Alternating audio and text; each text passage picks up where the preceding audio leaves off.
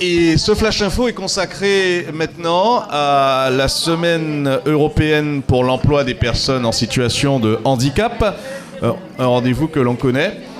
Et dans cette Semaine européenne, nous avons le fameux Duo Day, un rendez-vous très sympa qui est l'occasion justement de proposer une immersion en entreprise des personnes en situation de handicap. Rebonjour. Alors, l'ACEP, mais c'est quoi encore cet acronyme, hein? Franchement, il y a trop de sigles. Alors, quand on parle de l'ACEP, lorsque vous entendez parler de l'ACEP, cela désigne la Semaine européenne pour l'emploi des personnes handicapées. Et cette année, en 2023, nous serons sur la 27e édition. Et c'est l'occasion, alors si vous voulez, le salon, en fait, on a anticipé l'ACEP, puisque en fait, l'idée, c'est de pouvoir tisser, voire renforcer des passerelles existantes entre les acteurs, quels qu'ils soient institutionnels, associatifs, employeurs, pour activer le taux d'emploi des personnes autrement capables. Vous l'avez entendu depuis ce matin, malheureusement, le recrutement de personnes considérées comme différentes parce que porteuses de handicap reste faible sur notre territoire. Et l'idée, c'est que durant cette semaine européenne pour l'emploi des personnes en situation de handicap, qui va se dérouler cette année du lundi 20 au dimanche 26 novembre, eh ben, ce sera l'occasion pour divers acteurs, notamment et principalement les employeurs, de pouvoir ouvrir encore une fois les chakras sur le fait qu'on puisse recruter, maintenir en emploi et dans l'emploi des personnes qui portent un handicap. Handicap pour lequel, je le rappelle, 80% d'entre eux sont invisibles, c'est-à-dire qu'ils ne sont pas apparents. Concrètement, vous pouvez avoir un collègue, un parent qui ici ne communique pas dessus. Pour vous, il n'y a pas de sujet. Et seulement 20% par déduction sont visibles. Donc l'idée, c'est vraiment, sur cette semaine, c'est vraiment un temps fort de l'année, qu'il puisse y avoir un focus sur un état des lieux par territoire, les personnes qui sont en situation de handicap dans le cadre du travail. C'est l'occasion pour nos partenaires, et notamment donc dans le cadre du plan régional d'insertion des travailleurs handicapés, qui, je le rappelle, est à l'origine donc de la manifestation d'aujourd'hui, et bien de pouvoir finalement voir dans quelle mesure nous pouvons organiser des manifestations qui sont partenariales. Je ne vous cacherai pas qu'à ce jour, il y a encore des éléments qui sont en cours de stabilisation. Après, ce que je peux vous annoncer, c'est notamment de la part d'un partenaire qui s'appelle, mais vous le connaissez tous, je pense, c'est le SRP ESPO Émergence, qui prévoit de proposer, notamment avec les stagiaires qu'ils accueillent, une pièce de théâtre. Alors malheureusement, je n'ai plus le titre de la pièce de théâtre, mais l'idée, encore une fois, c'est de pouvoir sensibiliser les uns et les autres sur le handicap au travail. Donc c'est déjà une première manifestation. Et j'essaie de voir si mon partenaire de Cap Emploi, Joël Baptiste, est là, de façon à ce qu'il prenne le relais s'agissant du Duo Day, qui là aussi s'inscrit dans le cadre de la Semaine européenne pour l'emploi des personnes en situation de handicap. Et cette année, ça va se dérouler de mémoire le jeudi 23. Et l'idée, c'est de pouvoir donc, le temps d'une journée, faciliter, alors je dirais pas l'intégration parce que j'aime pas ce mot, ça fait un peu forcine, mais la rencontre donc dans un collectif de travail d'une personne en situation de handicap, de façon à ce qu'elle puisse en immersion, échanger avec la personne qui l'accueille et ça forme un duo. Faut préciser qu'il ne s'agit pas de recrutement en tant que tel. Ça peut arriver, mais il vaut mieux ne pas se mentir. C'est déjà une première amorce, comme je le disais, c'est une rencontre. Et l'idée ensuite, c'est de pouvoir éventuellement confirmer au regard donc des informations recueillies le temps d'une journée. Alors, j'insiste sur le fait que mon partenaire vienne, puisqu'en fait, pour rien vous cacher, c'est vraiment la personne ressource sur le territoire, sur le territoire notamment, et qui facilite les duos entre employeurs, quels qu'ils soient, pour le temps d'une journée mettre en place ces rencontres. Écoutez, comme il n'arrive pas, on est entre nous. Est-ce qu'à ce stade de la journée, il y a éventuellement des questions? Ah, voilà. Le voilà, Monsieur Baptiste, donc Joël de son nom, qui représente Cap Emploi et qui va vous informer sur les modalités du ODEC, qui en fait est une initiative irlandaise, si je ne me trompe, et qui a été déclinée depuis quelques années en France. Voilà, Monsieur Joël Baptiste, sous vos applaudissements, bien évidemment. Merci. Bonjour à tous. Donc, vous connaissez à peu près le Duo-Day ou pas du tout? Pas du tout. Donc en fait, le Duo-Day, c'est une opération donc, qui est portée par la secrétaire d'État, Sophie Cluzel, donc qui consiste à ce qu'une entreprise, une association puisse accueillir un travailleur handicapé sur une journée pour lui permettre de découvrir un poste. Donc effectivement, donc la petite particularité donc cette année, c'est que ça peut se faire sur la semaine, donc pendant la semaine pour l'emploi des personnes handicapées qui a lieu la 3e semaine du mois de novembre. Voilà. Donc, c'est un dispositif qui est très intéressant puisque ça permet à un travailleur handicapé donc, de découvrir un poste. Ça peut créer aussi des vocations et maintenant, de plus en plus, une sortie positive. Donc, ça peut soit être un stage ou soit une insertion directe au sein de l'entreprise. Donc, c'est vraiment un dispositif qui est sans pareil. Hein, franchement, ça permet vraiment de dédramatiser justement le regard au niveau du handicap. Et nous, bon, c'est vrai que bon, le duo, c'est une journée nationale, mais ça peut être, on a une autre opération donc de l'AGFIP qui s'appelle Un jour un métier en action, qui est à peu près sur le même, c'est le même objectif, mais ça, c'est une opération qu'on peut mobiliser tout au long de l'année. Voilà. Donc, est-ce que vous avez des questions au niveau de ce dispositif ou pas du tout? Non. Donc, tout a été clair? Oui. Allez-y.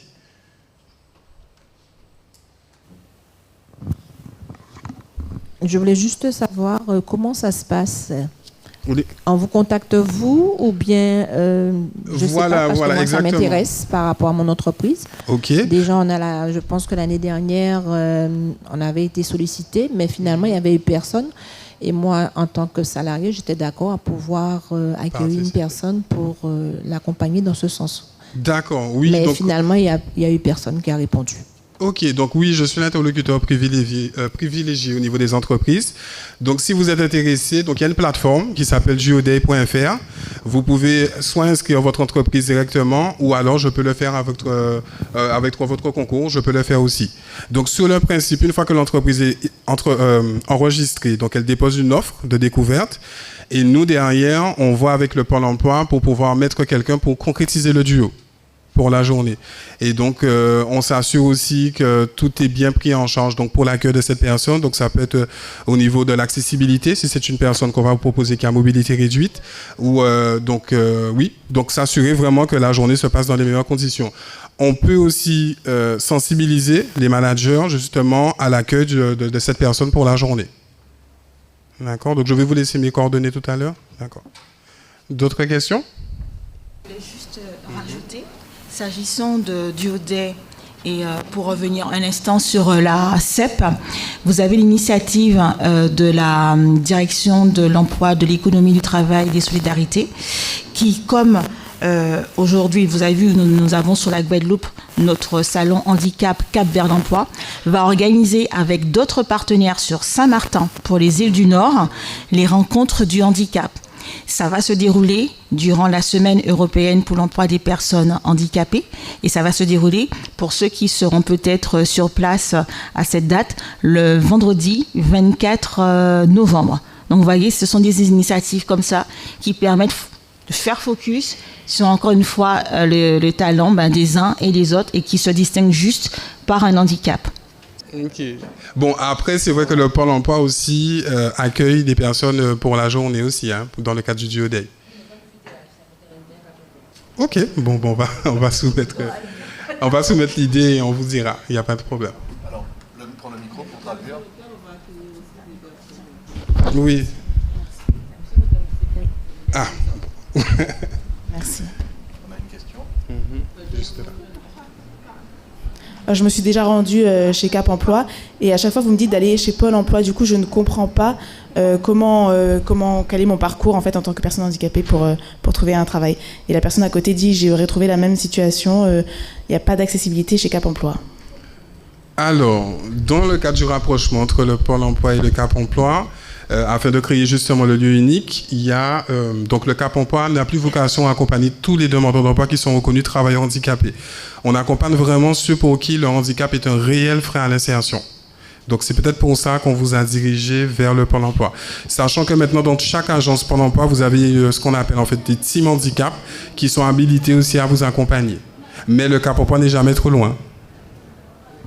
L'idée vraiment c'est de se dire que en créant le lieu unique d'accompagnement, l'idée c'est de se dire qu'aujourd'hui on crée un lieu où on se rapproche effectivement de l'usager pour pouvoir évaluer ses besoins et proposer l'accompagnement. Donc l'évaluation effectivement est faite en agence Pôle Emploi et le conseiller Pôle Emploi effectivement qui mène avec vous l'entretien de situation par rapport à vos besoins va pouvoir effectivement établir l'accompagnement et le partenaire le plus habilité effectivement à vous accompagner dans vos démarches.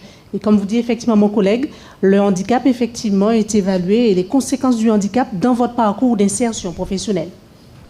Alors souvent je vais à Pôle Emploi, très bien ils me connaissent, de toute façon j'y vais très souvent, mais après on me dit non on va à Cap Emploi. En fait j'ai l'impression que c'est pas clair au sein de vos deux institutions. D'accord. Vous êtes sur quelle agence, madame? Appelez-moi. À Morne-à-l'Eau. Je ferai le point effectivement avec ma collègue qui intervient sur l'agence Pôle Emploi de Morne-à-l'Eau. D'accord, elle est présente sur le stand, je ferai le point. Donc vous êtes madame Vespasien Corinne, j'ai bien retenu le nom. D'accord. C'est vrai que ça fait un long moment que c'est comme ça. Et pour les sourds, il y a très peu d'accessibilité à Cap Emploi et Pôle Emploi. Donc c'est vrai qu'on nous dit que c'est pas possible d'échanger. Souvent, nous on est sourds, on est là, on existe. Donc c'est un handicap à part entière. On a des droits également. Donc ça serait bien que Cap Emploi, Pôle Emploi et en fait toutes les institutions partenaires puissent travailler ensemble, même la MDPH, pour permettre une accessibilité plus grande, même la GFIP. Enfin vraiment, la communication est très problématique lorsqu'on se rend dans ces lieux-là. Et du coup, c'est d'autant plus difficile pour nous d'être évalués convenablement et de trouver un travail. Donc c'est un réel problème pour nous les sourds, on se retrouve lésés. D'accord. Alors, lorsque vous êtes convoqué en agence pour vos entretiens professionnels, le principe veut qu'effectivement, lorsque le conseiller qui vous convoque a l'information que vous êtes une personne déficiente auditive, qu'elle puisse effectivement mobiliser les services d'un opérateur qui est conventionné par la GFIP, en l'occurrence le CERAC. Donc, lorsque le rendez-vous est programmé, lorsqu'il y a effectivement une convocation qui est mise, le conseiller effectivement mobilise la présence effectivement de l'interprète financé par la GFIP. D'accord ?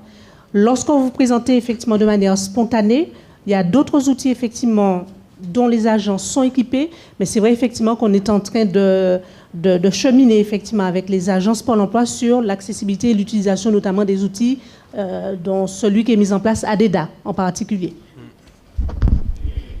Alors c'est vrai, oui.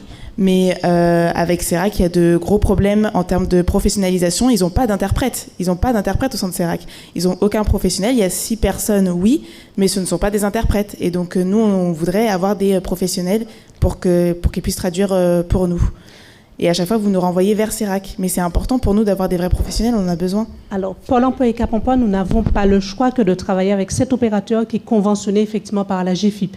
Aujourd'hui, si vous avez effectivement le souhait de travailler avec un autre interprète d'une autre structure, vous avez la possibilité, mais effectivement, ça sera à vos frais. D'accord ? Parce qu'aujourd'hui, effectivement, la GFIP et le FIP ont conventionné un opérateur qui est le CERAC, effectivement, qui a répondu à un appel d'offres, et c'est l'opérateur, effectivement, qui est mis à notre disposition pour l'interfaçage pour les entretiens avec les personnes sourdes. D'accord ?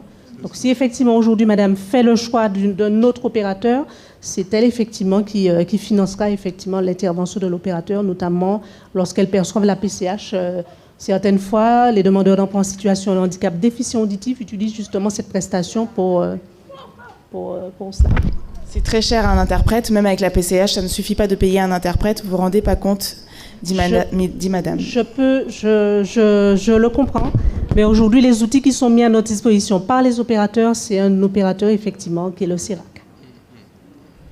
Voilà. Mais j'ai relevé vos remarques par rapport à l'accessibilité en agence. Alors, moi, je ne vais pas rester centrée sur le CERAC. Moi, je veux vraiment travailler Pôle emploi, Cap emploi, et je ne comprends pas pourquoi ce serait à CERAC d'intervenir dans cette situation-là. C'est le CERAC qui est désigné aujourd'hui comme opérateur pouvant intervenir lors des interfaçages des entretiens Pôle emploi avec les demandeurs d'emploi en situation de handicap, Pôle emploi, Cap emploi avec les personnes en situation de handicap. D'accord ? Mais j'ai relevé effectivement la difficulté que vous mentionnez. Ce sont des informations effectivement qui montrent au niveau de nos différentes directions. D'accord ? Puisque la création du lieu unique d'accompagnement, elle est destinée effectivement justement à améliorer la fluidité dans la prise en charge effectivement des personnes, même si on sait que depuis ce rapprochement, il y a déjà un certain nombre de choses qui ont déjà été solutionnées, entre guillemets, mais il reste effectivement d'autres choses sur lesquelles nous devons apporter des solutions.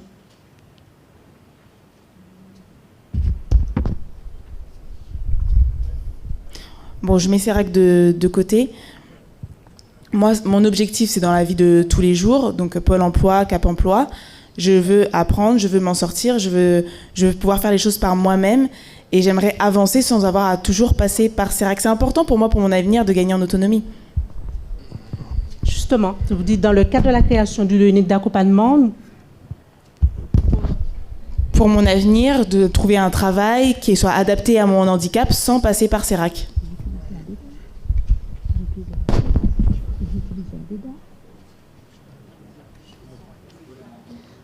J'ai bien pris note effectivement de vos observations. Comme je dis, à ce stade, je ne peux pas vous donner plus d'éléments ou d'informations. Ce sont des éléments effectivement qui m'ont remonté auprès de notre direction. Et comme je disais, la création du lieu unique d'accompagnement, c'est justement pouvoir solutionner certaines... Attendez. Oui, je sais.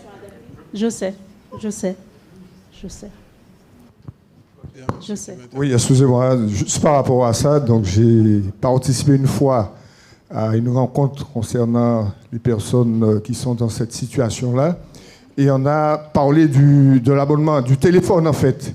Il y a des opérateurs qui peuvent intervenir directement sur le téléphone. Il y a aussi, même par exemple, je ne vais pas nommer les opérateurs en Guadeloupe, il y a des abonnements, ils sont obligés, la loi, ils sont obligés de proposer un certain nombre d'heures pour les interfaces, pour les personnes qui ont ce type de handicap. Donc il faut aussi qu'on creuse dans cette voie-là également pour ces personnes puissent, comme vous et moi, pouvoir aller dans ces agences lundi, mardi, mercredi, jeudi, à n'importe quelle heure et comme elles veulent. Alors, je voudrais juste rajouter que quand la personne est intégrée dans le monde du travail, eh bien, il appartient à l'employeur, justement, de mettre en place un process pour permettre à la personne de fonctionner. Certes, il y a le CERAC et la traduction en simultané, mais il y a d'autres outils qui existent. Hein. Vous citiez justement eh bien, j'ai un trou de mémoire alors que je viens de le dire à Madame Lacoma.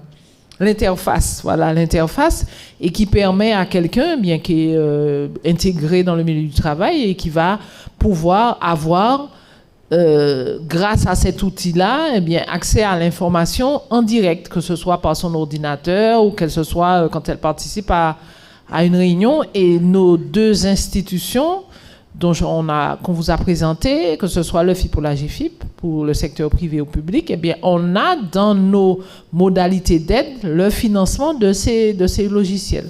Donc, c'est vrai que je comprends, vous ne voulez pas entendre parler du CERAC, etc., mais ça peut être un tremplin pour qu'une fois que vous allez intégrer le monde du travail, il y aura d'autres solutions qui vont se mettre en place et qui vont vous permettre de travailler tout à fait normalement sans avoir recours au CERAC.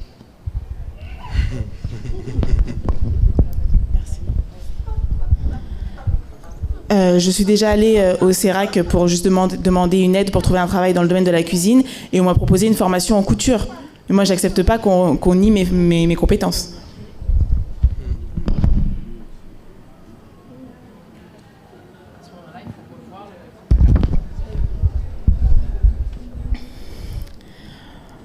Pareil, je voulais faire une formation, alors une validation des acquis par équivalence. Donc j'avais vraiment besoin de trouver une entreprise.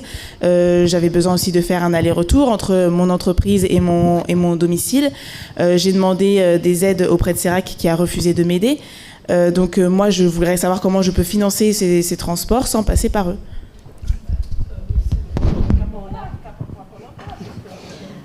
Madame Vespasian, effectivement, avait posé la question il y a quelques minutes par rapport effectivement à ses modalités de déplacement vers son centre de formation. Donc, l'évaluation est faite effectivement par le conseiller référent de parcours qui va pouvoir effectivement, en fonction des besoins identifiés, mobiliser avec vous effectivement les mesures dont vous pouvez relever, notamment par rapport au transport. Tout en sachant que l'aide au transport adaptée, elle est effectivement délivrée à partir du moment où il y a une incompatibilité, une capacité effectivement à utiliser les transports en commun afin de se rendre effectivement en formation ou en emploi. Bon, je crois qu'on a été ultra complet. Il y a encore une intervention. Juste peut-être préciser le terme incompatibilité. Est-ce que c'est incompatibilité de la personne pour prendre le transport en commun ou est-ce qu'il n'y a pas de transport en commun entre le lieu d'habitation et le lieu, c'est différent? Non. Quand on parle effectivement d'impossibilité d'utiliser les transports en commun, c'est dans l'idée effectivement où le handicap du salarié ou du stagiaire ne permet pas effectivement l'utilisation des transports en commun. Non. Si le stagiaire, le salarié a la possibilité d'utiliser le transport en commun, mais que sur sa zone géographique, il n'y a pas de desserte, il n'y a pas de passage régulier de transport, non, il n'y a pas de possibilité d'intervention dans le cadre de la compensation du handicap. Voilà. Je crois qu'on a répondu à toutes les questions et on rappelle, je rappelais qu'il y a également les stands des personnes dans le salon d'à côté pour un entretien individualisé. D'accord. Mais je comprends que les questions sont nombreuses par rapport à des situations vécues et concrètes. Ce que je vous propose d'abord, avant de poursuivre, c'est que vous fassiez tous ce geste pour Chloé Jumet, qui assure depuis ce matin la traduction des signes et qui nous a montré ses capacités physiques à prendre le micro à chaque fois et assurer la traduction. Merci à Chloé pour cela. Alors l'occasion pour moi de vous dire que on va s'accorder quand même une petite pause déjeuner parce que les débats ont été très riches ce matin, on vous en remercie. On reprendra cet après-midi nos tables rondes à partir de 13h30 avec bien la question de l'accompagnement par les acteurs institutionnels. 2 autres rendez-vous encore, le rôle des associations comme relais opérationnel de l'accompagnement institutionnel. Un autre flash info est prévu sur la gendarmerie qui recrute. Une nouvelle table ronde sur les informations collectives sur les métiers du numérique. Et on terminera par un dernier flash info sur la campagne Tous utiles. Voilà, bonne pause et à tout à l'heure. Merci.